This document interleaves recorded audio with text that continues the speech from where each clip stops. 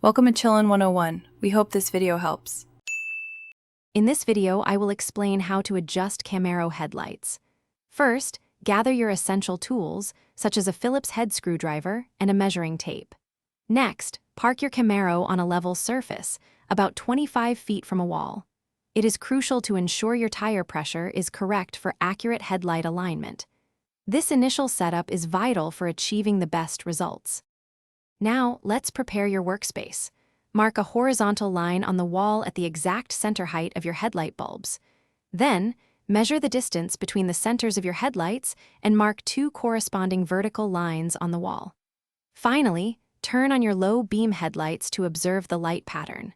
This visual guide will be essential for precise adjustments. With your marks in place, it is time to adjust. Locate the vertical and horizontal adjustment screws on each headlight assembly. For vertical alignment, turn the screw to position the top of the beam on the horizontal line you marked. Then, adjust the horizontal screw to center the beam precisely between the two vertical marks. Make small, gradual turns for accuracy. After making your adjustments, double-check both headlights to ensure they are aligned correctly and evenly.